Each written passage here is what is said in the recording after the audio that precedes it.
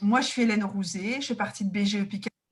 J'ai mes collègues Célestin et Marie-Laure qui sont avec moi sur d'autres territoires. Moi, je couvre l'Oise, Marie-Laure l'Aisne, Célestin la Somme. On est là pour accompagner des projets sociaux, des entrepreneurs sociaux sur nos territoires. On est là à votre disposition pour répondre à toutes vos questions et on met en place un programme d'animation assez divers, notamment qui aborde aujourd'hui le financement participatif parce que c'est quelque chose qui peut être hyper important et pas seulement sur l'aspect financier au début d'un projet ou pas forcément au début d'ailleurs, mais voilà, ça peut être, il y a un certain effet d'entraînement qui peut être très utile, notamment pour développer un collectif. Et donc, sachez que vous êtes enregistrés, que ce webinaire sera rediffusé, retransmis une fois qu'il sera réalisé, vous sera retransmis. Donc, si vous avez loupé des moments, vous pourrez regarder. L'idée, c'est pas de transmettre le lien à tout le monde, c'est de garder des petits groupes. Et pour ceux qui auraient loupé ce temps d'échange, mais je vois que en fait, il n'y a personne qui va louper ce temps d'échange, en fait, donc on transmettra assez peu le lien finalement. Pour vos questions, n'hésitez pas à aller dans le chat, mais en même temps, c'est quelque chose de libre. Alors, sentez-vous aussi libre de lever la main et puis on transmettra la parole. Voilà. Pour toute question sur Zoom, n'hésitez pas aussi à mettre dans le chat. Vous savez que vous pouvez ouvrir, fermer votre micro. Vous pouvez enlever votre caméra, l'ouvrir. Ça dépend de votre connexion. Et puis, voilà, je pense que j'ai tout dit. Je vous remercie d'être présent et je passe la parole à Olivier. Alors, merci beaucoup. Bonjour à tous, bienvenue sur ce webinaire effectivement organisé par votre BGE préféré. Nous sommes là, Hélène, je ne sais plus, on est là pour 1 heure, c'est ça je crois, sur le timing, 1 heure avec question-réponse. Ok, donc du coup on est effectivement là pour 1 heure, pour effectivement aborder concrètement ce qu'est le financement participatif, vous présenter l'outil et vous donner déjà quelques notions de ce en quoi ça consiste, quels sont les chiffres clés, les ordres de grandeur, la méthodologie de base. Sachez que pour ceux qui, au-delà de ce webinaire, souhaiteraient se lancer, on peut éventuellement, en lien avec BGE, vous organiser des ateliers ou des rendez-vous individualisés pour avoir des conseils un petit peu plus dans les détails, qui, dans tous les cas, je le précise aussi, ne vous engagent à rien. En tout cas, du côté de KissKissBankBank, sachez que suite à ce webinaire, je ne ferai de toute façon strictement aucune relance commerciale. Donc, ce sera à vous, si ça vous intéresse, de prendre contact avec BGE, de nous solliciter, de poser des questions, mais vous êtes tranquille, hein, vous ne serez pas harcelé ni quoi que ce soit. C'est à vous de faire votre petit bonhomme de chemin si ça vous tente. Voilà. Après ce petit préambule, je me présente aussi rapidement. Donc moi, je suis Olivier. Effectivement, je travaille pour la plateforme KissKissBankBank. Chez KissKissBankBank, je suis en charge plus particulièrement des collectivités, des acteurs publics et des réseaux d'accompagnement, au premier rang desquels BGE. Et donc, je vais vous présenter le webinaire aujourd'hui. C'est parti. Alors, je vais partager mon écran. Hélène, je te demanderai juste de me confirmer quand j'aurai partagé l'écran que le partage est effectif, puisque moi, je serai en mode aveugle, je n'aurai plus que la présentation. Et puis, dès que tu m'auras donné le top départ, on pourra y aller. J'active le partage. Voilà. Et normalement… C'est parfait. Hein. Ça va ? Ouais. Eh bien, c'est parti. Alors, top départ pour ce petit atelier consacré au financement participatif avec KissKissBankBank. Alors, une petite présentation rapide de KissKissBankBank. Contrairement à ce que le nom indique, KissKissBankBank, c'est une plateforme de financement participatif française. C'est même la toute première qui a été créée en Europe en 2009. Et donc évidemment la toute première en France, la deuxième, presque première ex aequo, deuxième créée au niveau mondial pour les collectes de dons sur Internet, quasiment en même temps, à quelques semaines d'intervalle en 2009, que la plateforme leader mondiale du financement participatif côté américain qui s'appelle Kickstarter. Alors, qui fait certes du financement participatif, si on parle des Américains, mais pas du tout sous la forme que nous allons évoquer aujourd'hui, puisque si on parle du modèle du financement participatif à l'américaine, quand vous êtes porteur de projet, grosso modo, vous allez sur un site internet et vous vous débrouillez, vous avez des petits robots automatiques, des FAQ, des modèles qui ne coûtent pas cher parce qu'il n'y a pas de salariés, il n'y a qu'un site internet. Dans le financement participatif à la française, en tout cas dans notre modèle KissKissBankBank, on a choisi d'avoir des partenaires comme BGE et on a choisi aussi d'avoir des vrais conseillers, des coachs en chair et en os qui accompagnent les projets fléchés par nos partenaires. Donc il y a toujours des échanges et incroyables, des vrais gens qui peuvent vous parler, y compris en faisant des webinaires comme c'est mon cas aujourd'hui. Donc KissKiss est né en 2009, a été racheté en 2017 par la Banque Postale, dont nous sommes aujourd'hui une filiale à 100%. Pour autant, ça n'implique pas et ça n'oblige en aucun cas d'avoir un compte en banque à la Banque Postale pour pouvoir utiliser KissKissBankBank. Je vous donne juste l'information pour que vous sachiez dans quel environnement nous nous situons. Donc en l'occurrence filiale de la banque qui se présente comme la banque citoyenne. KissKissBankBank, depuis la création, ce sont 206 millions d'euros collectés, à peu près 42 000, un peu plus de 42 000 projets financés, 2 200 000 particuliers contributeurs qui sont inscrits sur le site et qui ont donné une fois ou plusieurs fois des projets.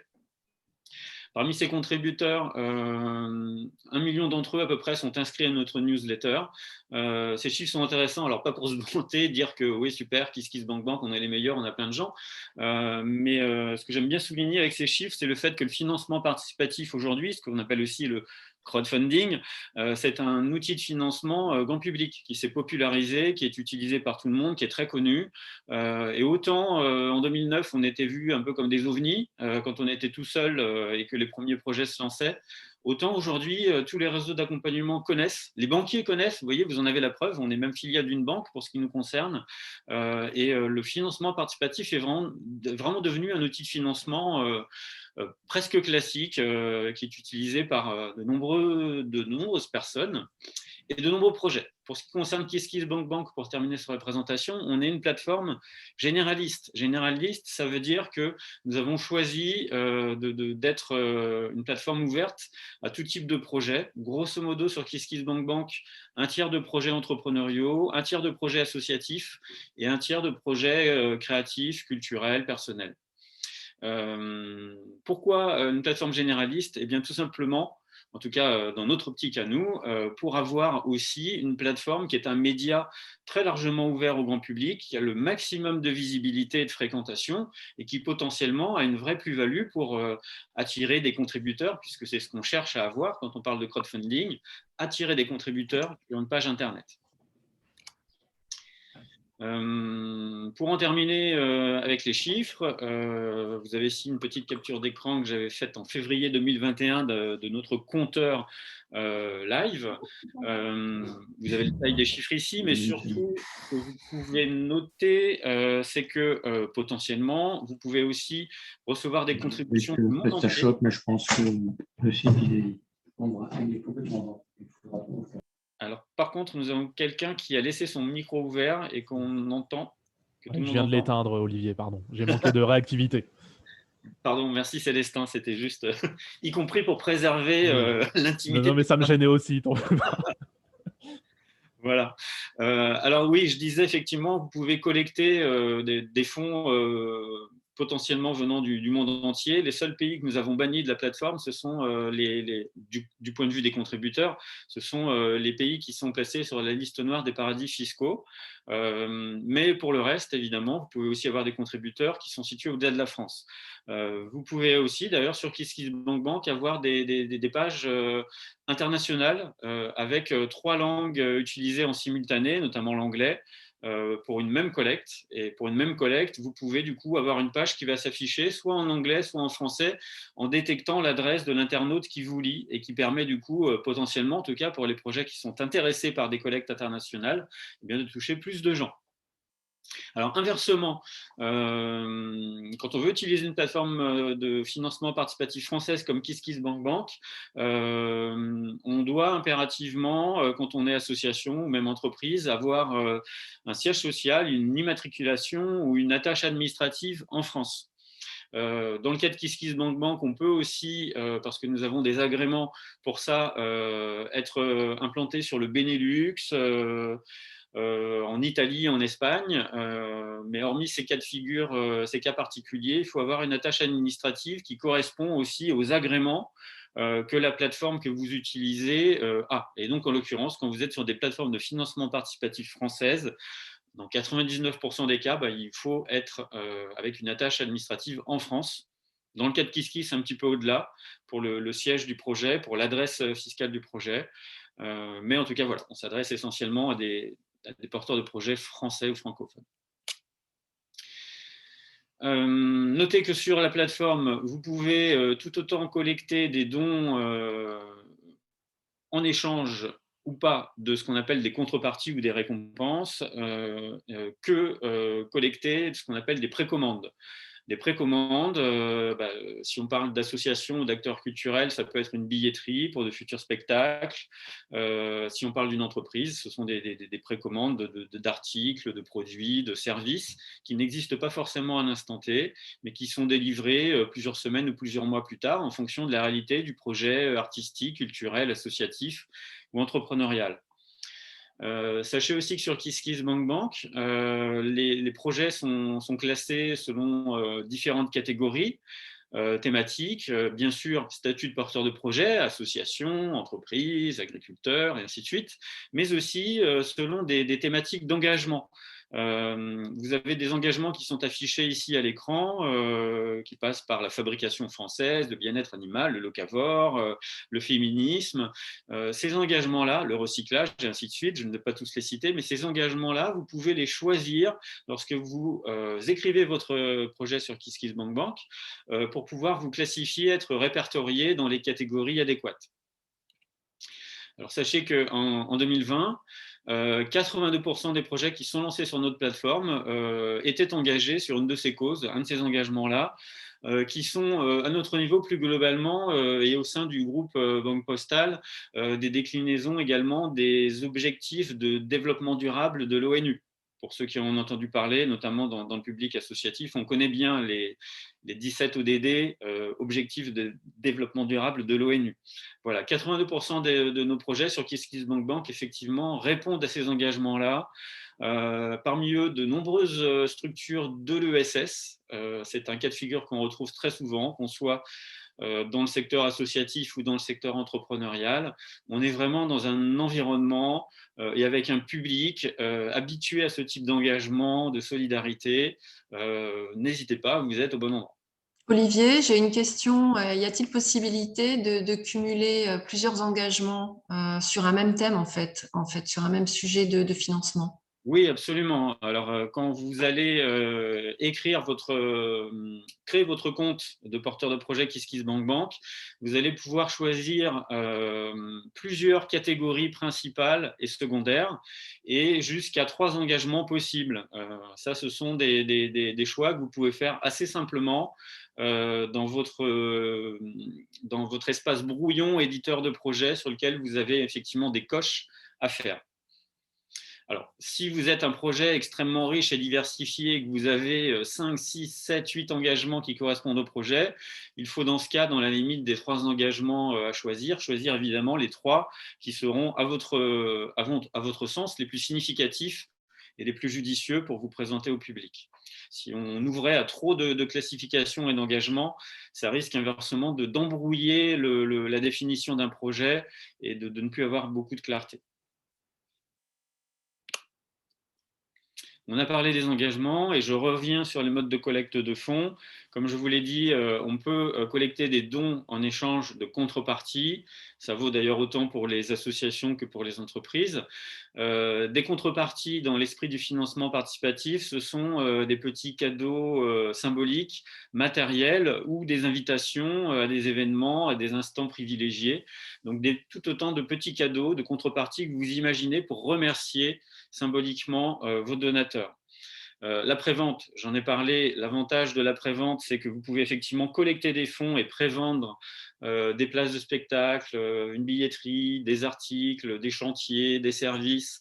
À un instant où vous débutez un projet et vous n'avez pas encore lancé la fabrication ou la conception, avec l'avantage, contrairement au marketplace, que dans le cas de la prévente en financement participatif, vos contributeurs n'attendent pas d'être livrés en 24 heures chrono par un esclave suivi par un drone et un GPS qui doit vous déposer des paquets sur votre paillasson dans l'heure qui suit. Dans le financement participatif, c'est l'inverse. Les contributeurs, eh bien, ils lisent votre projet, ils regardent les dates et le contexte que vous avez décrit à l'écran. Et si vous leur expliquez que votre projet sera réalisé et que les contreparties précommandées ou préachetées seront livrées ou disponibles, ou le spectacle ou le chantier associatif disponible dans 1 mois, dans 2 mois, dans 3 mois, eh bien, le contributeur en tient compte. Ce qui signifie aussi concrètement que vous avez du coup une trésorerie à l'instant T, que vous minimisez les risques et que vous pouvez commencer à avancer tranquillement sur votre projet. Vous pouvez aussi collecter du don libre. C'est la troisième petite illustration. Le don libre, bien sûr, c'est un grand classique dans le domaine associatif. Mais le don libre, c'est aussi d'ailleurs un choix parfois des contributeurs eux-mêmes, qu'ils aient à faire un projet associatif ou même parfois un projet d'entreprise sur KissKissBankBank. On constate que dans un cas sur 10, un contributeur va choisir, même si on lui propose une contrepartie, de ne pas la demander parce qu'il est solidaire à 100% du projet. C'est son choix. C'est une possibilité qu'a le contributeur sur KissKissBankBank. Si on en revient au cas des assos, plus largement, évidemment, dans le cas du don libre ou même d'ailleurs du don en échange de contrepartie, bien évidemment, la plateforme va vous générer et vous éditer les reçus fiscaux à remettre à vos contributeurs si vous êtes dans le cadre de la loi mécénat. Olivier, j'ai différentes questions. Oui. Donc, la première, la plus récente, c'est au sujet des contreparties. Est-il nécessaire d'avoir systématiquement des contreparties? Ensuite, si il y a une limite dans le temps, dans la durée de ces contreparties, donc ça c'est Léa qui pose cette question. Est-ce qu'il faut pas que ça dépasse quelques mois? Voilà, et après on verra pour les autres questions. Ok, alors pour les contreparties, ça dépend bien sûr des projets. C'est bien effectivement pour aller chercher certains publics au-delà de vos cercles directs et connaissances directes, d'imaginer des contreparties, des petites choses symboliques qui vont faire plaisir aux gens, qui ne vous coûtent pas très cher, mais qui font plaisir aux gens, qui vont déclencher des dons. Ce n'est pas obligatoire, mais c'est recommandé. Voilà, l'idée, c'est de panacher en fonction des projets quand vous êtes concerné, des contreparties ou des invitations et du don libre. Alors, sachez dans tous les cas sur KissKissBankBank que par défaut et à minima, la case de don libre est créée automatiquement. Sur la question des délais et sur le décalage entre la contribution et le délai, la remise de la contrepartie, eh bien, on peut être sur plusieurs semaines, on peut aller jusqu'à plusieurs mois, 3, 4, 5. J'ai même vu des projets qui avaient parfois des décalages jusqu'à 6 mois entre le moment de la collecte de fonds et la remise ou la disponibilité de la contrepartie. Et une dernière question sur les contreparties. Est-ce qu'une contrepartie peut être une action lorsqu'il s'agit d'une entreprise qui a fait cette démarche? Très bonne question et très bon exemple. Bien entendu, c'est ce qu'on explique plus en détail quand on accompagne nos projets ou quand on fait des ateliers spécifiques contrepartie.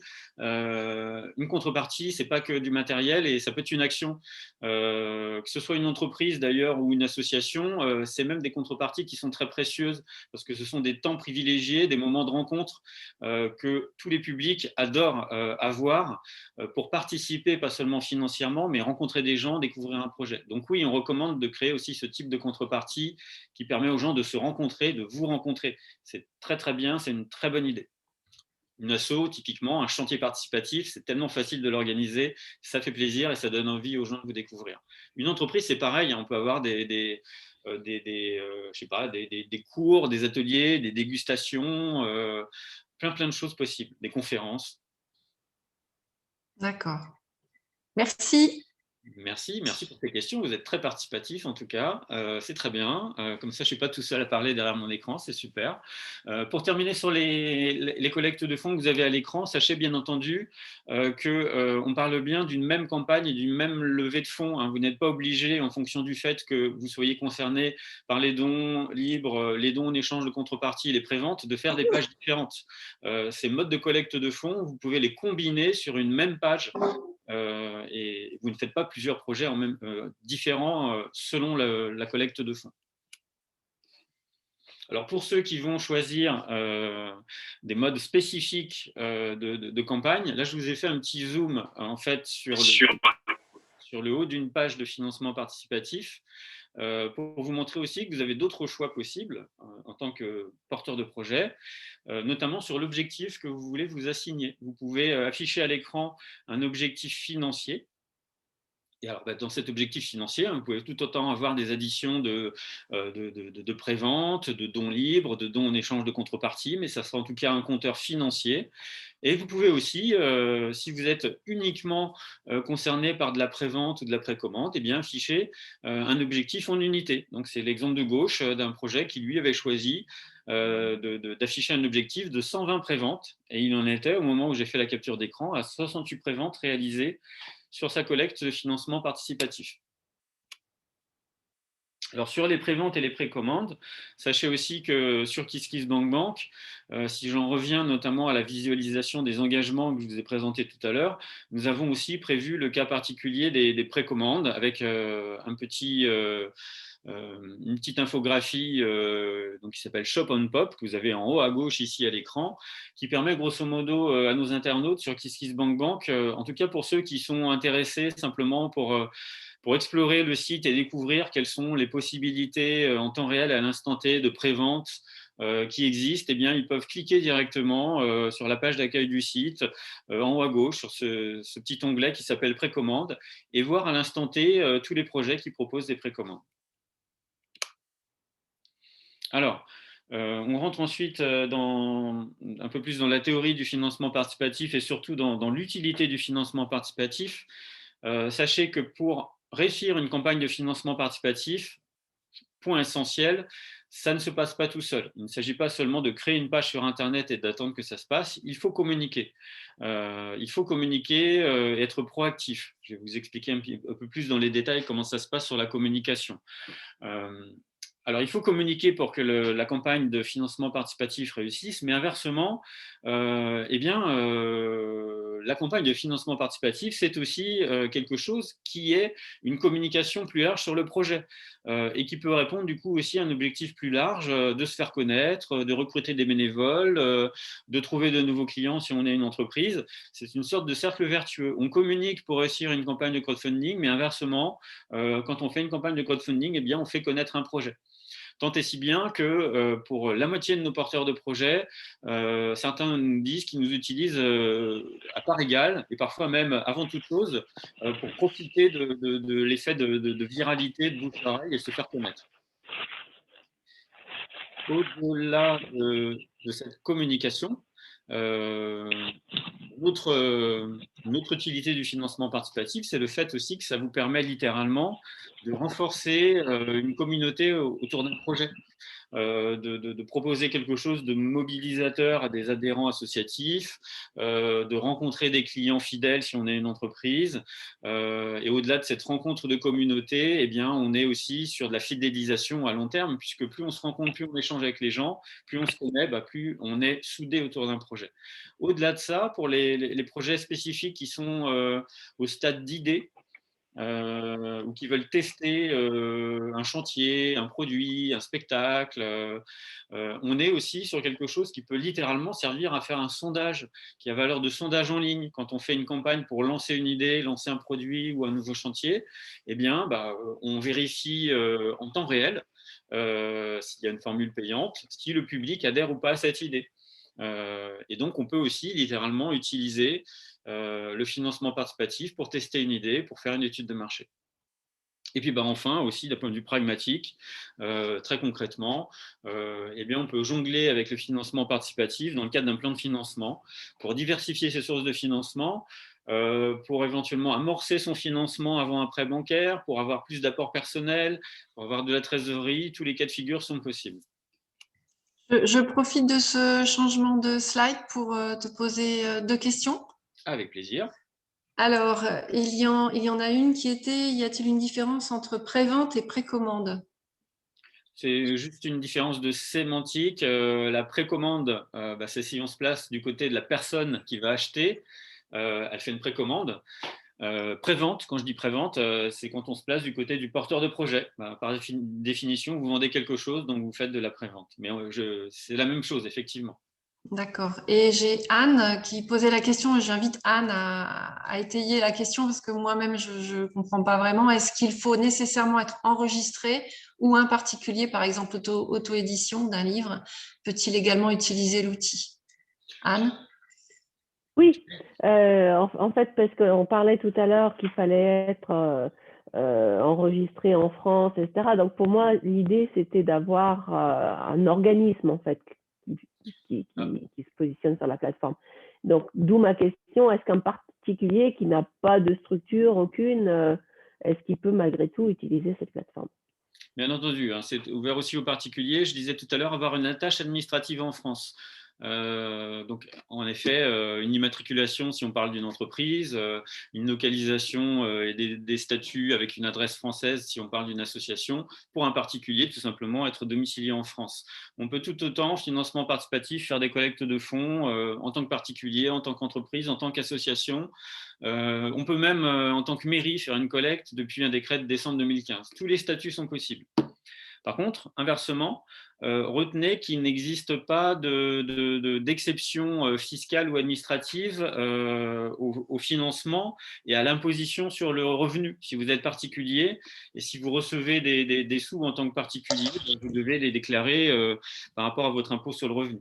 Si vous faites, on parlait de la prévente pour une entreprise, par exemple, à l'instant, prévente, si vous êtes assujetti à la TVA habituellement, eh bien, vous gérez aussi votre TVA comme vous le faites habituellement, et ainsi de suite.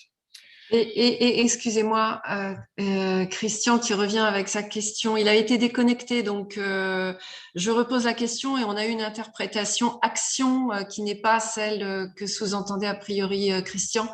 Il parlait de cession de parts, action, capital. Vous vous souvenez la contrepartie? Ah oui, en effet, oui, moi je pensais action. Moi aussi. Donc, Oui. comme il n'était pas là, donc voilà, il est revenu. Pour les entreprises, action, participation au capital d'une entreprise, ça ne se passe pas sur une plateforme de dons comme KissKissBankBank. Ça nous est interdit de proposer ce type de contrepartie.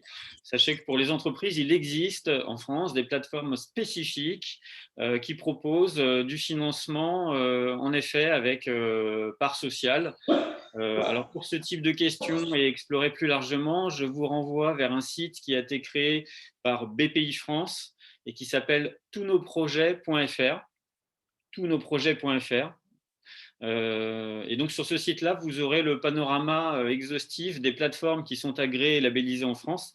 Parmi elles, des plateformes spécialisées pour les entreprises et pour les prises de parts de capital social de particuliers dans une entreprise. Mais effectivement, pas sur une plateforme de dons comme KissKissBankBank. C'est même interdit par la réglementation de proposer ce type de contrepartie quand on propose des collectes de dons ou de prévente. Et donc, je redonne une dernière fois le nom, c'est tousnosprojets.fr si vous voulez aller chercher ce type d'autres plateformes immatriculées en France. Léa a levé la main à une question. Oui, merci. Alors moi, la question que je voulais poser, c'était concernant une idée en fait qu'on pourrait avoir et qu'on pourrait donc partager sur KissKissBankBank. Alors attendez, est-ce que je réfléchis à la question, comment je vais la formuler? En fait, moi, ce qui me pose question à ce sujet-là, c'est que lancer une idée sur KissKissBankBank, d'accord, mais en fait, ce sera en don libre parce qu'on peut pas mener de contrepartie. En tout cas, dans les mois à venir, on ne peut pas donner de contrepartie aux personnes, quoi. Donc et je sais que c'est pas très recommandé de faire forcément en don libre, c'est mieux avec contrepartie. Donc est-ce que c'est pas un peu comment dire ça? Est-ce qu'un peu risqué, quoi? Enfin, est-ce que ça fonctionne? Est-ce qu'il y a déjà des personnes qui ont déjà essayé sur KissKissBankBank de faire ça, en fait? Alors, c'est une bonne question. Alors, l'enjeu, c'est pas que ce soit risqué, c'est qu'il faut que ce soit adapté ou pas adapté.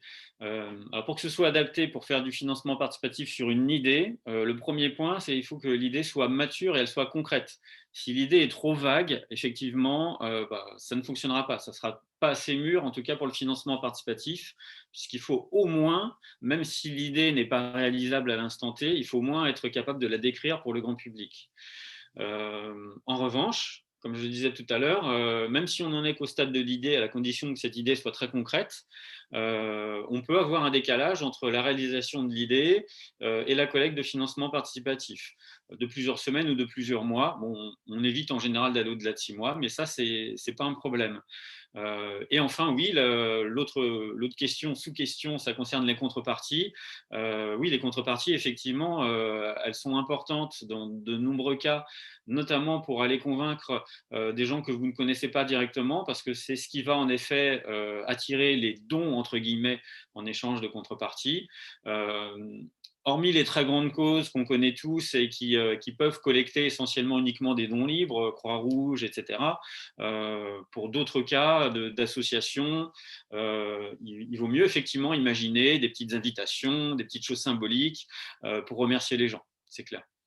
Alors, particularité, hein, de toute façon, quand vous faites des contreparties, que vous êtes association et que le cas échéant, vous êtes en plus dans le cadre de la loi mécénat, qui permet d'ailleurs aux particuliers d'avoir une réduction fiscale de 66% sur leurs dons.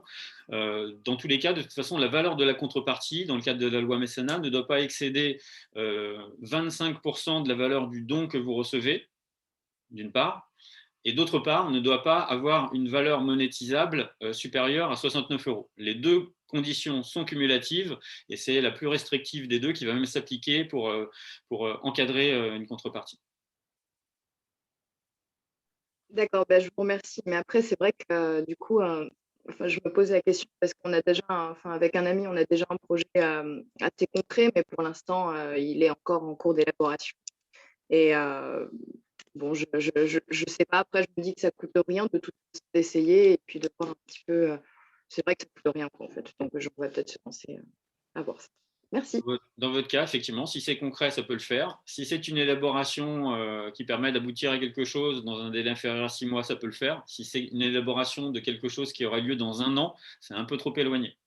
D'accord. Je vous remercie. De rien, mais merci pour les questions. Encore une fois, ça permet de personnaliser la présentation. Je continue, sinon je déroule très rapidement sur le financement pour attirer votre attention sur le fait qu'en financement, je le disais tout à l'heure, vous pouvez utiliser le financement participatif de différentes façons possibles. Alors notamment, par exemple, si vous n'avez pas assez d'apport personnel pour contrebalancer une demande de prêt bancaire, c'est une bonne occasion de commencer par le financement participatif avant d'aller voir le banquier.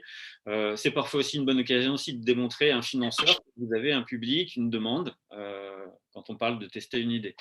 À noter également qu'en financement participatif, contrairement à des financements bancaires classiques, vous pouvez tout autant financer des éléments matériels de votre projet que des éléments immatériels.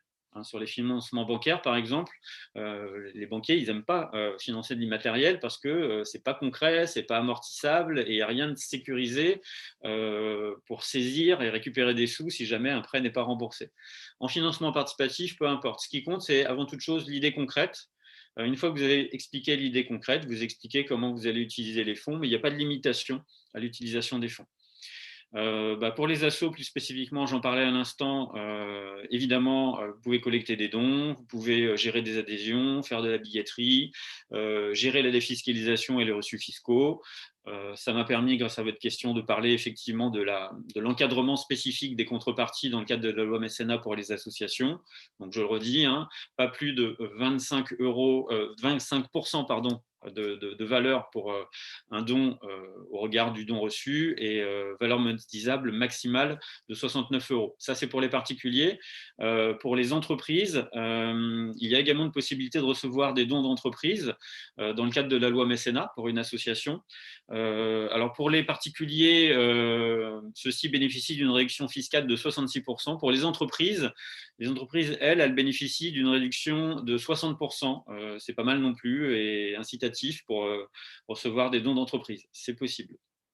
Pour les entreprises, dans le cadre de la loi mécénat, elles sont limitées uniquement par le cadre des 25% pour la contrepartie que vous imaginez pour une entreprise. Si par exemple vous dites, voilà, pour telle entreprise, vous aurez un groupe qui va pouvoir venir faire tel ou tel prestat chez nous, il ne faut pas que la presta en question ou la contrepartie dépasse 25% de la valeur du don reçu. Par contre, il n'y a pas de limitation sur les 69 €. 69 €, c'est uniquement pour les dons de particuliers. Notez très rapidement aussi que sur KissKissBankBank, on a lancé lors du premier confinement en 2020 une opération qui s'appelait Stronger Together, opération de solidarité pour les acteurs culturels et les acteurs économiques. Sur le premier confinement, on a carrément offert nos services gratuitement aux acteurs culturels et économiques qui étaient en grande difficulté lors du premier confinement. Alors, on n'a pas pu continuer et travailler gratuitement éternellement, puisqu'on est quand même une entreprise, mais on continue d'accompagner à l'heure actuelle des acteurs culturels et économiques qui sont en grande difficulté en réduisant nos commissions. Donc, on a cette particularité-là et nos partenaires flèchent, identifient éventuellement des assos, des acteurs culturels économiques qui sont en très grande difficulté. Et dans ce cas-là, on les fait rentrer dans un dispositif où en gros, on travaille pour ce qui nous concerne à prix coûtant avec une commission réduite. Quelques chiffres, alors désolé, c'est un petit peu dense, mais là j'ai regroupé les notions principales à avoir en tête pour se lancer et les chiffres. Une campagne tout d'abord de crowdfunding, sachez que ça dure à peu près entre 35 et 45 jours. Il ne faut pas que ce soit trop long. On peut faire une campagne sur KissKissBankBank jusqu'à 60 jours. On peut même dans certains cas faire des prolongations. Mais en réalité, on a rarement l'utilité de faire quelque chose qui est trop long. En financement participatif, si vous affichez un délai de collecte et de fin de campagne qui est trop éloigné dans le temps, eh bien, ce délai va endormir aussi les contributions des gens et leur réactivité, parce qu'ils vont se dire qu'ils ont le temps de contribuer. Donc, on essaie d'adapter le montant financier à aller chercher avec la durée de collecte. Et la plupart du temps, on est effectivement plutôt entre 35 et 45 jours. On fonctionne sur le tout ou rien. Le tout ou rien, c'est très important. C'est la recette utilisée par la quasi-totalité des plateformes de collecte de dons en France.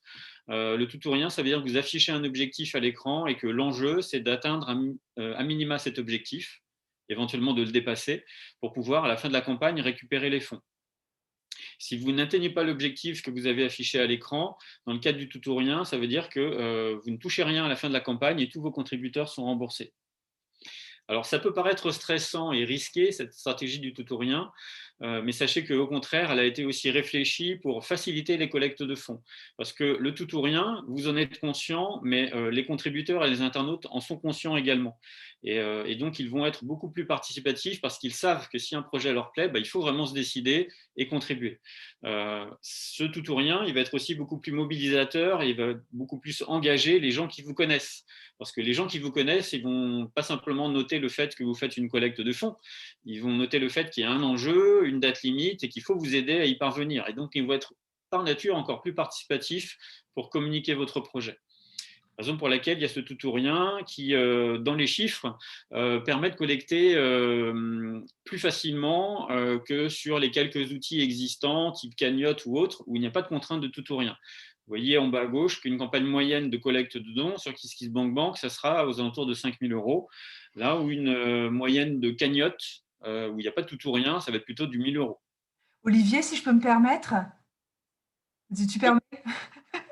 En fait, je trouve le tout ou rien, effectivement, ça peut faire peur, effectivement, comme tu le dis, mais je pense vraiment que ça change un petit peu le regard. En fait, si vous voulez, je parle à beaucoup d'associations ou de structures associatives en général, quand on va demander des fonds, ça correspond vraiment à une complexité de se dire on va aller solliciter la collectivité, on va lui demander 5 000 et potentiellement on va obtenir 2 500. Il faudra faire une action avec la moitié de l'enveloppe. Comment on fait pour bien faire les choses avec la moitié de l'enveloppe?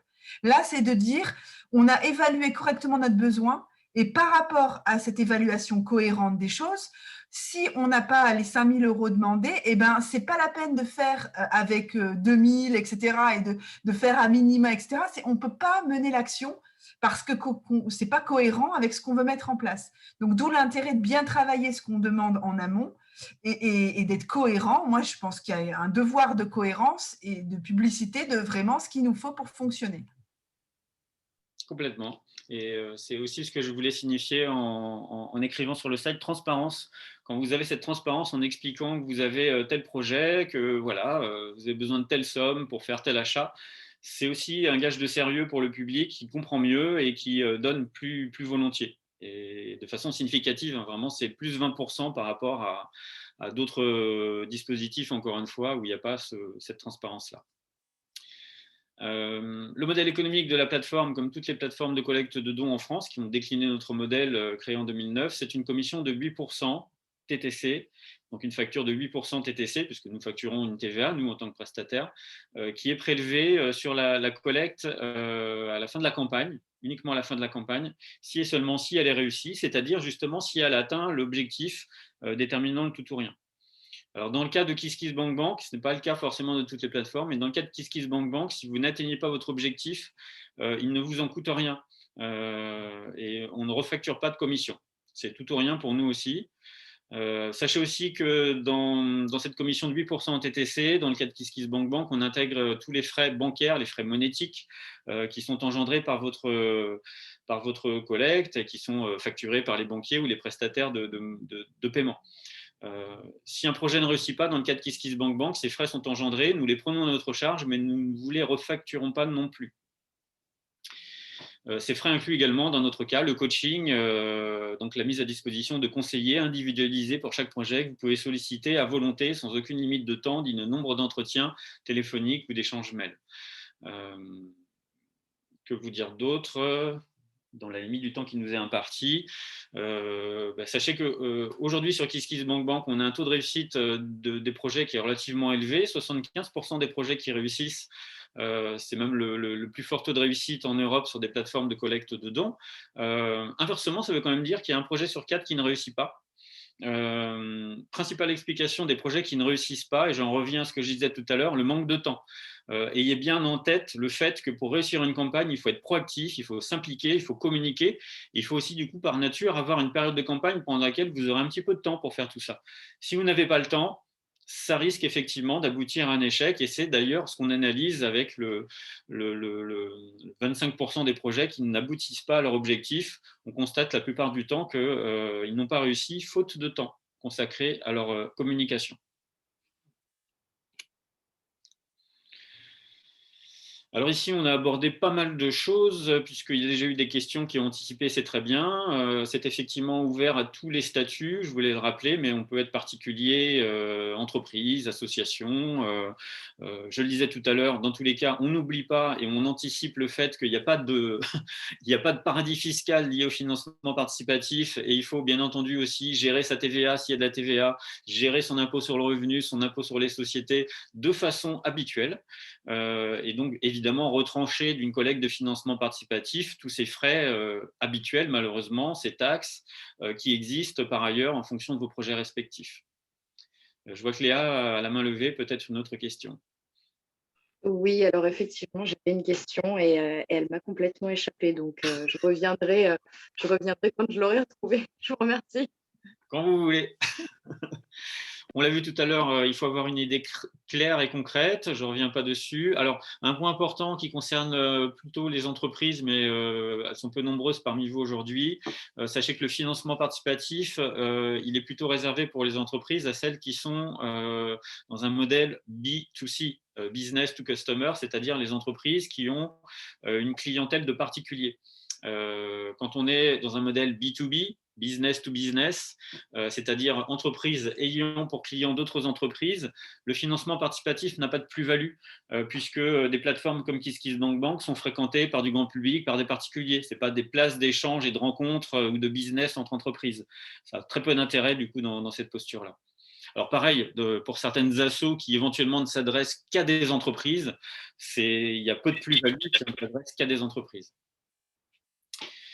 Je ne reviens pas sur le fait qu'une campagne, c'est du temps et que donc, conseil de bon sens, c'est bien de se préparer avant la mise en ligne, hein, de faire une belle page, préparer une stratégie de communication avec notre aide, avec l'aide de nos partenaires dans certains cas, et d'avoir du temps pendant sa campagne. Je vous ai chiffré ici plus précisément ce que ça représente. Si on doit lisser sur l'ensemble d'une campagne de crowdfunding et essayer d'en tirer un temps moyen à y passer, il faut bien avoir à peu près 1 heure par jour. Pour gérer, pour communiquer, pour faire des posts, des mails, répondre aux questions des gens et ainsi de suite. Et Léa a retrouvé sa question. Oui, effectivement, je l'ai retrouvée parce que justement, on parlait de communication dans l'autre slide du coup. Donc, c'était juste après. Non, c'était en fait, c'était sur la communication à mener tous les jours, en fait. Je connais très peu le financement participatif en réalité. Et en fait, je pensais que c'était une communication qu'on devait mener en amont, c'est-à-dire préparer en fait toute une communication qui sera sur la page où les contributeurs pourront participer. Mais du coup, en fait, tous les jours, il faut communiquer sur notre projet. Mais est-ce que c'est automatiquement nécessaire de communiquer tous les jours sur notre projet? Dans le sens où quand c'est un projet, ça évolue pas forcément tous les jours. Enfin, je sais pas trop comment. Pas tous les jours. Hein. Mais je disais, un temps moyen d'1 heure par jour, c'est pour faire la moyenne sur l'ensemble d'un mois. Ça peut être une journée sans, une journée on en fait un peu plus, une fois tous les 3 jours, ou un petit peu tous les jours, chacun à sa mesure. 1 heure par jour, c'est un temps moyen lycée, si je dois faire l'ensemble de tout ce qui est fait pendant une campagne en moyenne. Ce qu'il faut retenir surtout, c'est qu'il faut en tout cas être présent et avoir une certaine régularité et réactivité vis-à-vis des cibles d'utilisateurs, d'adhérents, de clients qu'on souhaite adresser. Et si je peux me permettre, Léa, c'est pas spécialement sur l'évolution au jour le jour du projet. Et effectivement, c'est peut-être aussi faire des vidéos sur la jeunesse du projet, sur le lieu du projet, sans que pour autant celui-ci soit en train d'évoluer en live. C'est simplement alimenter chaque jour de l'image, du texte ou des anecdotes ou des portraits liés au projet qui est de toute façon, qui peut complètement être simplement à la phase de lancement et pas encore opérationnel. Et ça ressemblera à ça, par exemple. Ce que je vous ai affiché à l'écran, ce sont des suggestions de modes de communication, une liste non exhaustive pour créer de la conversation, de la communication autour d'un projet. Ça peut être effectivement, comme le disait Marie-Laure, des petites vidéos, des petits posts qu'on a préparés, des interviews de bénévoles, ça peut être des photos, ça peut être partager une contrepartie spécifique qu'on propose pendant la campagne. Ça peut être tout simplement fêter des objectifs, des paliers atteints. On en est à 50 contributeurs, à 100 contributeurs, on continue tous ensemble. Okay. Et ainsi de suite. L'idée, c'est d'avoir un fil éditorial un petit peu varié qui va intéresser le maximum de gens, puis qui va vous faire exister. D'accord. Alors effectivement, j'avais mal compris forcément la communication. Après, c'est sûr que la communication, c'est vraiment au sens large. Donc là, effectivement, quand on voit le nombre de contributeurs, on peut remercier tous les jours le nombre de contributeurs. Enfin voilà, il y a plein d'éléments. C'est ça. Donc effectivement, là, c'est plus clair pour moi. Je vous remercie. Alors, c'est ça, mais vous aviez raison aussi sur un point. Je rembobine, voilà. Vous aviez raison sur un point sur le fait que, bien sûr, quand on en était à ce slide-là, il y a aussi quelque chose à préparer en amont. Avant de mettre sa page en ligne, on essaie de s'organiser pour identifier les gens qu'on connaît déjà, les prévenir à l'avance et ne pas courir après le temps. On ne met pas la charrue avant les bœufs en financement participatif, c'est-à-dire qu'on ne va pas mettre sa page en ligne et puis après courir après tout le monde pour dire coucou, au fait, vous n'êtes pas au courant, mais voilà, j'ai une page. On fait l'inverse, on se prépare avant la mise en ligne. Et l'idée, c'est en se préparant avant la mise en ligne, notamment aussi de travailler sur ce qu'on appelle le premier cercle des contributeurs, qui est absolument nécessaire en financement participatif et qui est constitué par les personnes que vous connaissez. Ce premier cercle, par nature, d'ailleurs, vous n'avez absolument pas besoin de KissKissBankBank pour aller le chercher, puisque ce sont des gens que vous connaissez. Mais ce premier cercle, il est absolument essentiel pour assurer une campagne parce qu'il va servir d'amorce à la campagne.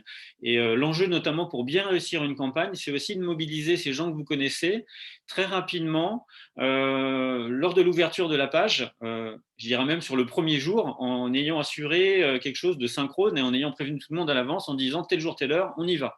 L'enjeu, c'est que ce premier cercle arrive et qu'une fois que ce premier cercle est arrivé et a amorcé finalement la première série de contributions sur votre projet, eh bien, une fois que c'est fait, et seulement une fois que c'est fait, vous pourrez ensuite aller faire du bouche-à-oreille, du partage, de la communication plus large, qui vous permettra du coup de toucher un deuxième cercle de contributeurs via du bouche-à-oreille, mais aussi et surtout de vous diriger petit à petit vers un troisième cercle de contributeurs qui, lui, et la vraie plus-value du crowdfunding est le grand public.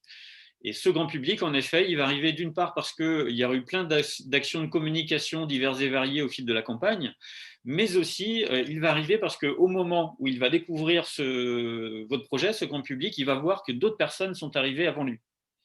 Et ça, c'est absolument important d'avoir cette logique, ce découpage dans la recherche des contributeurs, parce qu'en réalité, malheureusement, et en particulier sur du don, en financement participatif, on ne peut pas procéder en sens inverse. On ne peut pas créer une page et d'abord communiquer sur le grand public pour faire arriver des gens qu'on ne connaît pas. Je peux juste prendre la parole si on me l'autorise. Hélène et Célestin me connaissent ici, parce que justement, c'est la communication, c'est mon domaine.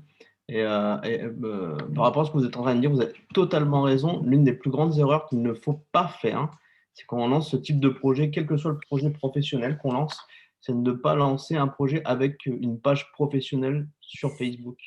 Démarrez constamment avec votre compte personnel, pour la simple et unique raison déjà que l'algorithme vous met 10 fois plus en avant sur votre compte personnel que sur une page Facebook. Et que pour avoir la même visibilité, il faut payer de la publicité. Donc, soignez votre compte personnel en montrant qui réellement vous êtes en termes de valeur, puisque c'est ensuite ce qui va faire raccord avec le projet que vous êtes en train de mettre en place, qui va créer de la confiance dans votre premier cercle, et ensuite dans le deuxième, dans le troisième, on sait comment ça se passe. Au niveau du grand public, les gens donnent parce qu'ils voient qu'il y a d'autres personnes qui ont déjà donné et ça les rassure. Donc voilà, c'est juste… Exactement, c'est bien résumé. Et pour compléter, vous avez les ordres de grandeur que je vous ai affichés à l'écran. Sachez qu'à minima, votre premier cercle, vos connaissances directes doivent représenter à peu près 20% à minima de l'objectif que vous voulez atteindre pour avoir un effet d'entraînement suffisant ensuite vis-à-vis du grand public. Littéralement, même d'ailleurs, on parle de cercle, je parle souvent même d'effet boule de neige. Si vous partez d'une toute petite boule de neige au départ, ça sera moins d'effet d'entraînement sur le grand public. Donc 20%, c'est vraiment un minima se fixer. Et d'ailleurs, inversement, avoir en tête pour se dire quel objectif je peux, à mon échelle, imaginer afficher à l'écran. Alors, est-ce que je connais beaucoup de gens déjà ou pas ? Dans ce cas-là, je peux avoir un objectif un peu plus élevé. Si je connais moins de gens, je vais un peu plus sécuriser en mettant un objectif plus faible au départ, quitte à le dépasser ensuite, si ça fonctionne bien. Simon, n'hésitez pas à prendre la parole si vous pouvez pour poser vos questions. Comme vous voulez. J'ai toujours, de mon côté, j'ai toujours un doute sur la façon dont on va pouvoir toucher le grand public. Enfin, voilà, vous dites ça, c'est à travers toutes les actions de communication, mais malgré tout, comment est-ce que ce cercle arrive à s'élargir ? Alors, c'est une bonne question. Et là, pour le coup, c'est un travail qui n'est pas propre au crowdfunding. C'est un travail de bon sens et d'analyse de communication, de plan de communication, d'analyse de marché. Si on parle d'une entreprise, la question, c'est de se dire finalement où sont les gens qui s'intéressent à votre projet, ou qu'est-ce qu'ils lisent, quels comptes ils fréquentent. Quel prescripteur, vous voyez, si on parle par exemple ici du deuxième cercle, eh bien, parmi vos amis ou les amis de vos amis, peut-être qu'il y a des gens qui ont des comptes où il y a beaucoup d'adhérents associatifs en commun avec tel ou tel asso. Peut-être qu'il y a des groupes privés sur Facebook qui parle d'une thématique spécifique liée à un projet. Il n'y a pas longtemps, j'ai travaillé avec un jeune boulanger qui a fait une grosse collecte pour financer un micro-fournil et qui a posté sur un groupe privé lié au pain au levain une information liée à sa collecte. Donc là, par définition, il avait à la fois beaucoup de monde intéressé par son sujet, du coup, beaucoup de monde, un public très qualifié. Donc forcément, ce qu'on appelle aussi un taux de transformation très important du nombre de personnes qui ont vu l'information, qui se sont transformées en contributeurs. Et la logique, quand on parlait aussi tout à l'heure avec Léa du temps finalement en amont, c'est de se dire, avant de lancer la campagne, au-delà de prévenir ses amis, ses proches, c'est de se dire qu'on va aussi identifier finalement les relais, les prescripteurs, les gens qui ont de l'influence, les réseaux sociaux ou les comptes spécifiques. Ça peut être aussi des comptes Instagram, par exemple, si on parle de projets plus visuels, où on va trouver un public. Et du coup, de préparer, avant même de se lancer dans la campagne, des contacts, d'identifier les gens, de parler avec eux pour savoir si, à l'instant T, dans la future campagne, ils pourront relayer. Le but du jeu, c'est d'additionner tout ça pour qu'au fil de votre campagne, finalement, ça progresse tranquillement mais sûrement. Parce que au fur et à mesure que vous allez finalement additionner ce type d'initiative, ce nombre de vues, ce nombre d'interlocuteurs qualifiés qui vont voir votre projet, Alors, on parle des réseaux sociaux, mais dans la vraie vie, en tout cas non confinée, la communication, ça se joue aussi, par exemple, sur les marchés. J'ai fait des projets touristiques il n'y a pas longtemps avec des gens qui faisaient ce qu'on appelle du street marketing et qui distribuaient des petits flyers ou qui présentaient des QR codes pour aller sur une campagne de financement participatif. Je travaille en ce moment avec un autre projet d'une association qui travaille sur les préservations de plantes, d'espèces rares et qui a obtenu l'autorisation par sa mairie d'avoir un stand sur le marché qui, dans le cas de cette mairie, a pu rouvrir et ils ont beaucoup de chance et qui vont présenter leur projet et inviter les gens à le découvrir. Donc, communication au sens large pour rencontrer son public, communication numérique, communication réelle, communication papier, ça peut être par exemple dans un bulletin municipal, pour au fil d'une campagne, effectivement, additionner les vues et les contributions. Grosso modo, par rapport au cercle que je vous ai montré là, premier cercle, de gens qui vous connaissent. Deuxième cercle, bouche à oreille, addition de communication. Troisième cercle, grand public. Ça va vous donner une courbe de collecte type, si on doit retenir un profil type, qui va ressembler à ça. Les gens qui vous connaissent, que vous aurez prévenus et bien organisés, ils vont se mobiliser rapidement au début. Donc, la courbe va augmenter très vite. Et une fois que c'est fait, c'est du bouche-oreille. Donc, c'est de l'addition tranquille, lentement, mais sûrement au fil de la campagne. Et une réactivité, j'en parlais très rapidement tout à l'heure, qui va de nouveau s'accélérer au fur et à mesure qu'on se rapproche de la date échéance. Parce que cette date échéance, elle va aussi stimuler les gens qui hésitent, qui viennent sur la page, qui repartent et qui vont se dire à un moment, il faut que je prenne ma décision parce qu'après, il sera trop tard. Olivier, est-ce qu'il y a un nombre maximum de collectes par association dans l'année? Alors, par association ou par entreprise ou par projet, la seule limite qu'il y ait, c'est le fait de ne pas se transformer, comme je le dis souvent, en spam vivant. On ne fait pas une collecte de financement participatif toutes les semaines ou tous les mois, mais on peut en faire effectivement, par exemple, 2 par an.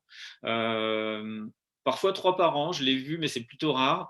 La condition à avoir pour faire, quand on est une asso, plusieurs collectes, nous on a des assos qui nous ont utilisé 3 fois, 4 fois, 5 fois, 7 fois. J'en connais une qui nous a même utilisé 10 fois, c'est d'avoir dans tous les cas au moins quelque chose de nouveau à présenter à son public. On n'est pas dans des collectes type aidez l'asso, s'il vous plaît, à votre bon cœur. On est plutôt dans des collectes liées à des projets. Et donc, si on a un nouveau projet, une nouvelle histoire à raconter, une évolution dans la vie de l'asso, à cette condition-là, oui, on peut de nouveau s'adresser au public. Excusez-moi, Olivier, Christian a une question à poser directement, je crois. Christian, vous pouvez parler?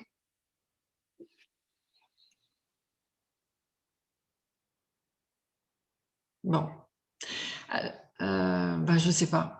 Il voulait prendre la parole, mais il ne trouvait pas la main. Donc, voilà. Sinon, il y a Monsieur Caracuyo qui voulait parler. Je vous en prie. Bonjour à tout le monde avant tout. Bonjour. J'espère que tout le monde va bien. Nous sommes une association, en fait, on aide les personnes qui sont en difficulté. Et puis, on a un projet food truck, comme Madame Rouz, elle le sait. Et en dehors des collectes, qu'est-ce que KickSBank peut nous faire, peut nous proposer, en fait? C'est une bonne question, mais en fait, nous, notre métier, c'est de faire des collectes. Donc, on peut vous mettre en relation avec des partenaires, mais on ne va pas remplacer BGE ou la chambre de métier. Si vous parlez de food truck, j'imagine que vous aurez une immatriculation à la chambre de métier. On a tous ces réseaux en partenariat et on peut vous mettre en relation au cas par cas. Alors, particulièrement dans les Hauts-de-France, c'est vrai qu'on est très actif dans les Hauts-de-France et on a beaucoup de partenariats. Mais évidemment, notre métier à nous, c'est le crowdfunding. On s'en limite à ça. C'est déjà pas mal. Coaching, conseil, on vous aide aussi, on vous donne des trucs, des astuces pour communiquer. Et puis, on vous donne les bons contacts pour les autres volets qui ne sont pas notre métier. D'accord, merci beaucoup en tout cas. Et de rien. Merci. Simon? Alors moi j'avais une question aussi, bonjour à tous tout d'abord, par rapport à la communication, est-ce que c'est possible? Moi BGE m'a dirigé sur une société très compétente du coup dans les Hauts-de-France et est-ce que c'est possible de leur laisser gérer la communication externe de toute cette pub liée au crowdfunding ou pas? Ah, très bonne question et ça tombe bien et ça fait le lien avec le slide que vous avez à l'écran. Vous pouvez, bien sûr, si vous avez des moyens conséquents qui vous permettent d'avoir à votre disposition des gens qui font du community management, de la communication, etc., n'hésitez pas, c'est tant mieux. Mais attention, cela dit… Il me semble que c'est une entreprise partenaire BGE. Très bien. Plus on a de moyens, de toute façon, mieux c'est. Mais attention sur le mode de communication. En financement participatif, ce qu'il faut retenir, c'est que la communication, elle doit être incarnée. Incarnée, ça veut dire qu'on parle à la première personne, on se présente, il y a un storytelling. On ne délègue pas, je dirais, la communication à quelqu'un qui va parler de vous à la troisième personne. Donc, vous pouvez avoir des community managers qui vous aident, mais il faut avoir vraiment des messages incarnés, des photos de votre projet, des photos de l'équipe. Et il faut avoir des prises de parole à la première personne, singulier au pluriel. C'est du jeu, c'est du nous. Et c'est en aucun cas déléguer une communication à des gens qui vont dire oh, allez voir ce que lui, il fait ou ce qu'elle, elle fait, c'est bien. Dès qu'on a ce mode de communication impersonnel, ça se résume à une communication commerciale qui n'est pas la communication habituelle du crowdfunding, en tout cas qui est moins efficace. Donc quand vous déléguez, ok, c'est très bien, ben, c'est plus de moyens, mais il faut le faire toujours avec cette logique là que vous avez à l'écran d'avoir du storytelling, de l'incarnation de projet, et donc quelque chose qui va parler vraiment à l'écran au public. D'accord, donc cette mise en image et communication peut se répercuter sur d'autres plateformes du coup. Oui, bien entendu. Merci beaucoup. De rien. Rebonjour Léa. Rebonjour. Alors, moi, la question que j'avais, justement, on parlait donc on reste dans la communication, mais un petit peu savoir le rôle des... Est-ce que les réseaux sociaux jouent un rôle vraiment important et si c'est le cas, quels sont les types de réseaux sociaux qui sont importants pour communiquer bon, après, j'ai déjà ma petite réponse, mais c'est surtout par rapport à KissKissBankBank de façon générale, comment ça fonctionne avec ça. Alors oui, les réseaux sociaux sont importants. Ils sont importants surtout pour être pragmatiques parce que ils peuvent faciliter la tâche et permettre de communiquer massivement vers le plus grand nombre. Pour autant, je le disais aussi tout à l'heure, les communications plus traditionnelles sont aussi adaptées quand on peut en avoir. Une communication dans la vraie vie, organiser un événement de lancement, pourquoi pas, soyons fous, une inauguration, un pot, etc. Bref, un jour, ça va bien revenir. Sinon, si on parle des réseaux sociaux, il faut aussi les adapter en fonction des projets. Certains réseaux sociaux seront plus adaptés que d'autres. Si on a des projets qui sont très visuels, évidemment, Instagram sera bien adapté, Pinterest sera bien adapté. Si on parle de choses où on veut avoir un angle beaucoup plus professionnel, LinkedIn sera très adapté. Chaque réseau vraiment a sa spécificité. Si on prend le cas de LinkedIn, par exemple, que je viens d'évoquer, il est intéressant aussi en termes de facilité de communication, LinkedIn, parce que sur LinkedIn, par exemple, par rapport à un réseau comme Facebook, quand vous faites un like sur LinkedIn a une valeur de partage. Donc, la viralité et la communication est bien plus importante que sur Facebook. Pour le coup, sur Facebook, le like ne suffit pas au niveau des algorithmes à lui seul à faire remonter un projet dans un fil d'actu, alors qu'un partage sur Facebook, évidemment, va être plus efficace. Voilà, en fonction encore une fois de votre public, du fait aussi de son âge par exemple. Si vous avez un public qui est assez âgé, moyenne d'âge, je dirais plutôt autour de la mienne et au-delà. Attention à ce que vous dites dans assez âgé. Hein. Je parle de mon compte. Hein. Mais aujourd'hui, c'est un fait. Facebook, par exemple, est un réseau social entre guillemets un peu vieillissant. Donc, quand vous avez envie de toucher des gens qui sont en âge moyen dans ma fourchette ou au-delà, il faut effectivement ne pas oublier Facebook parce que c'est plus efficace sur Facebook. Si vous voulez toucher des gens plus jeunes, ça sera. Alors, le cas extrême, c'est TikTok, évidemment, sur certains projets qui est beaucoup plus jeune en moyenne d'âge, mais Instagram également, quoique Instagram commence à vieillir aussi. Bon, c'est au cas par cas. Alors, je n'ai pas cité Twitter. Bon, Twitter. L'avantage qu'il y a à Twitter, que personnellement je déteste, mais l'avantage qu'il y a à Twitter, c'est que vous pouvez l'utiliser à volonté, quoi. Hein. Vous pouvez l'utiliser tous les jours, plusieurs fois par jour si vous voulez. Bon, chacun fait comme il le sent. Sur les autres réseaux, par exemple, il y a aussi une fréquence à avoir. Sur Facebook, vous faites peut-être 2-3 posts par semaine, ça suffit. Au-delà, c'est trop. Sur Insta, vous pouvez faire 2 posts par jour, ça ne choquera absolument personne. Il y a beaucoup de subtilités comme ça qui sont de l'ordre du community management, pour reprendre aussi la question précédente d'ailleurs, quand on a la chance d'avoir des pros ou des agences qui gèrent autour de ça, c'est un vrai métier, hein. Il existe aussi des gens qui font ça pour certaines collectes, ça nous arrive. Et puis sinon, on peut le faire soi-même en ayant cette logique d'utiliser les réseaux sociaux en fonction du projet. Et oui, du coup, effectivement, c'est là toute l'anticipation avant de mener une campagne de financement participatif, c'est clair. Puis limite, c'est de la psychologie des réseaux sociaux. Enfin, on peut aller très loin, quoi. Donc, effectivement. Exactement. Pour compléter, terminer rapidement sur le réseau, parce que je vois que l'heure tourne, mais sur les réseaux sociaux, évidemment, ce qui compte, c'est le nombre d'abonnés, mais pas que. Ce qui compte, c'est aussi le taux d'engagement sur les réseaux sociaux. Si vous avez un compte avec beaucoup d'abonnés, mais qui a très peu de likes, très peu de partages, c'est très peu qualifié. Et du point de vue du crowdfunding, ça sera pareil. Ça ne va pas faire beaucoup de choses. Si inversement, vous avez quelques centaines d'abonnés, mais beaucoup de partages, c'est un réseau très engagé qui va peut-être être plus efficace. Retenez aussi que tout est question d'arithmétique. Si on prend le cas d'un post Facebook bien fait, grosso modo, vous aurez peut-être 1% de taux de transformation, ce qui est plutôt pas mal, du nombre de vues en contribution. Donc sur 100 vues, vous aurez un contributeur. Et l'enjeu, c'est aussi, je le disais tout à l'heure, d'additionner les vues pour que plus il y ait de vues, plus il y ait de transformations et de contributeurs. Il y avait Christian qui avait une question et qui a levé et baissé la main. Qui était oui, mais je ne sais pas. Oui, on vous entend, Christian. Ah, on m'entend, d'accord. Alors, je ne sais pas sur le téléphone ou sur le PC, mais bon.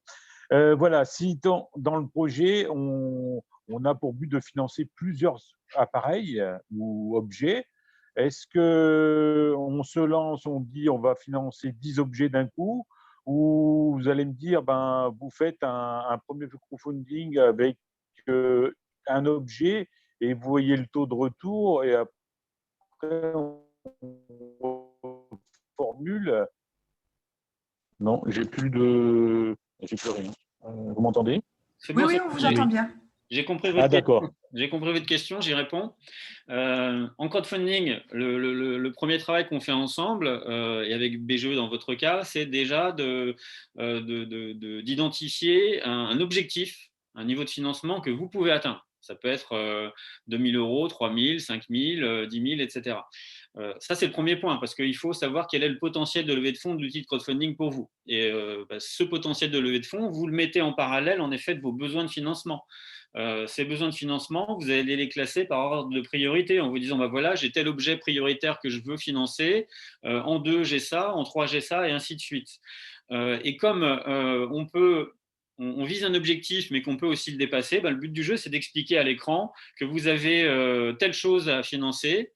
Vous faites une petite liste de Père Noël, et puis vous mettez en 1, voilà, si j'ai 5 000 euros, je vais faire ça. Si en plus des 5 000 euros, j'ai 1 000 euros supplémentaires, c'est-à-dire 6 000 euros au total, je vais faire ça, et ainsi de suite. Le but du jeu, c'est d'être transparent et d'expliquer, en fonction de la réussite de votre collecte globale, tout ce que vous allez pouvoir réussir à financer. Et on a Simon, du coup, qui a aussi une question.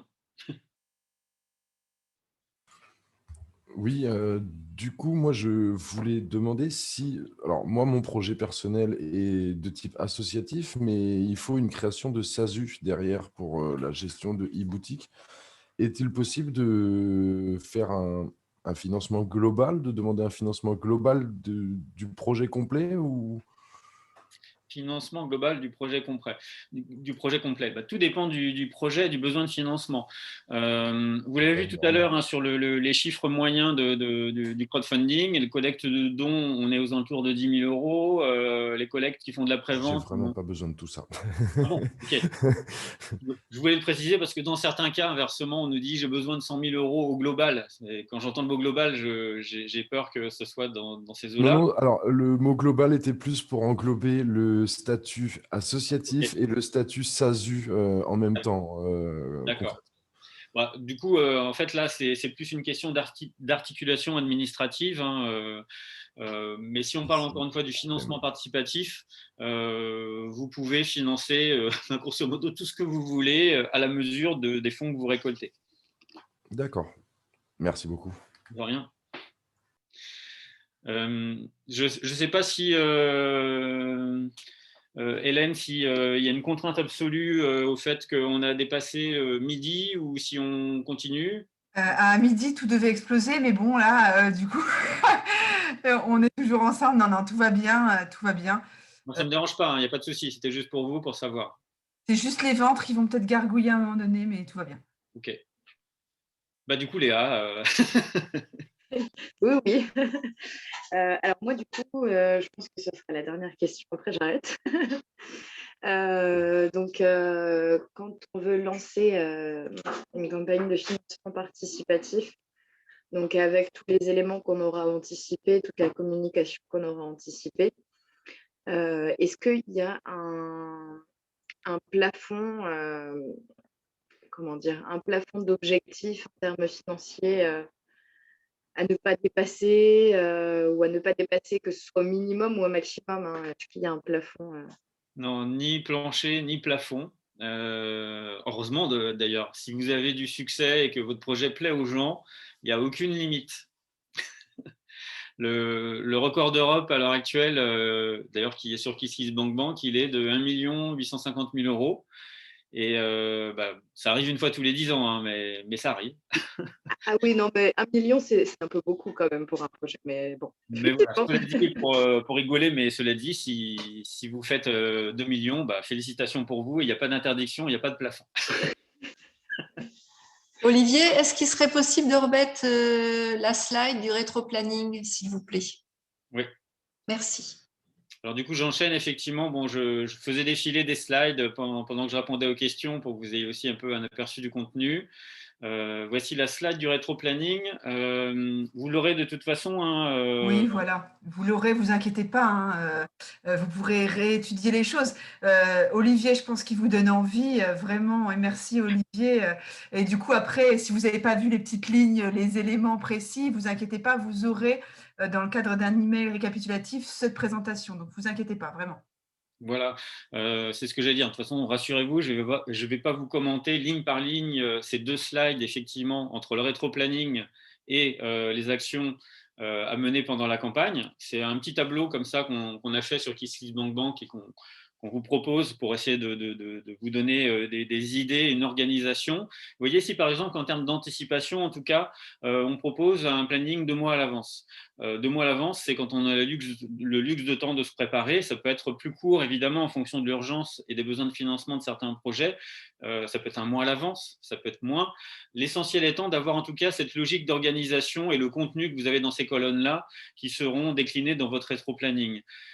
Cette proposition d'organisation et de rétro-planning, un peu de checklist, ça suit aussi les cercles que j'évoquais tout à l'heure. Alors, je remonte rapidement les cercles.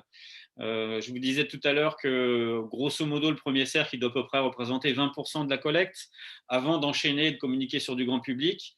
Vous voyez que vous retrouverez dans le rétro-planning et notamment ici, pendant la campagne, comme par hasard, des choses à faire lorsque vous serez entre 20 et 50% de l'objectif. Et ce n'est pas un hasard, c'est parce qu'entre 20 et 50% de l'objectif, vous commencez effectivement à avoir une communication sortante au-delà de vos cercles privatifs. Donc ça rejoint vraiment la dynamique et l'ordre qui est très important de communication vers les cercles. Et toujours d'abord le premier cercle. Et toujours, effectivement, ça a été dit aussi tout à l'heure, ne pas faire l'erreur de lancer tout de suite une communication grand public et d'utiliser les réseaux sociaux, que ce soit fait pour des gens comme moi sur Facebook ou d'autres réseaux, tant que vous n'avez pas mobilisé le premier cercle. Voilà. Ne pas aller sur du grand public et sur les réseaux sociaux tant que le premier cercle et l'amorce n'est pas faite. N'oubliez pas évidemment dans votre cas privilégié que vous avez, vous avez BGE, ce qu'on appelle chez nous sur KissKiss des mentors. Si vous vous lancez chez nous, n'oubliez pas évidemment de prévenir BGE parce que BGE pourra accoler sur votre page un petit logo que vous connaissez bien, même par cœur évidemment pour les BGE, j'espère, mais qui est très précieux dans le financement participatif parce que ce logo-là, il va être collé sur le haut de votre page. Et typiquement, si on parle du troisième cercle de contributeurs, c'est-à-dire le grand public, c'est-à-dire les gens qui ne vous connaissent pas, eh bien, de voir des logos officiels de partenaires sur une page, ça leur fait se dire ah bah, ça, c'est quelque chose de sérieux, c'est suivi par BGE. Et très concrètement, ça permet de collecter plus facilement et plus haut parce que ça rassure le grand public, y compris les gens qui ne vous connaissent pas. Donc n'oubliez pas, pour ceux qui se lanceraient éventuellement, de prévenir BGE pour dire ça y est, je suis prêt, j'ai discuté avec Olivier ou avec KissKiss, j'ai besoin du logo sur ma page si vous êtes OK. Vous prévenez votre équipe BGE préférée dans ce cas-là pour faire le lien. Voilà. Que vous dire d'autre ? Je suis passé rapidement sur les slides au fur et à mesure parce qu'on a dépassé le temps grâce à votre super participation. Ce n'est pas toujours le cas et c'est hyper agréable. Je ne me suis pas arrêté tout à l'heure sur ce slide-là, mais il est important, lui aussi, c'est celui des contreparties justement qu'on évoquait. Alors ça fait l'objet aussi de conseils plus détaillés évidemment quand vous arrivez chez nous, mais ne négligez pas évidemment quand vous écrivez votre page de financement participatif la création de votre échelle de contrepartie. Parce qu'en effet, pour toute une catégorie de personnes, et notamment celles qui ne vous connaissent qu'indirectement ou pas du tout, et même d'ailleurs pour des bénévoles, la contrepartie, c'est souvent l'élément déclencheur qui va faire plaisir et qui va faire que vous aurez des contributions. C'était aussi une des questions que posait Léa tout à l'heure, une des nombreuses questions que Léa posait tout à l'heure, mais qui était très judicieuse. Les contreparties, il faut les peaufiner parce que c'est ce qui va donner envie, c'est ce qui va déclencher dans de nombreux cas de figure une contribution. Hélas, c'est vrai qu'on parle d'un sujet qui est sympathique, le financement participatif, mais hélas, la solidarité, il faut bien se l'avouer, c'est pas spontané et c'est pas facile et c'est pas une baguette magique. Il faut aller chercher les gens, il faut avoir plein d'éléments déclencheurs, une communication incarnée, j'en parlais tout à l'heure, mais il faut avoir aussi ces idées de petits cadeaux qui vont faire que bah oui, allez, on y va parce que on a l'occasion d'avoir des petites goodies, des échantillons, une invitation, un apéro. Apéro, c'est souvent un mot-clé d'ailleurs sur une page de financement participatif. On a, grosso modo, vous le voyez ici à l'écran, on essaie de créer des contreparties pour tout le monde, matériel, expérientiel pour rencontrer les gens, ou symbolique. Symbolique, c'est le remerciement. Remerciement qui permet aussi de communiquer sur les réseaux sociaux, on l'a vu tout à l'heure. Les chiffres aussi des contreparties, vous les avez ici à l'écran. 90% des dons au financement participatif se font entre 10 et 100 euros. Ça veut dire qu'il faut faire l'effort de créer une échelle de contrepartie qui va couvrir au moins cette gamme de 10 à 100 euros, du plus petit au plus grand.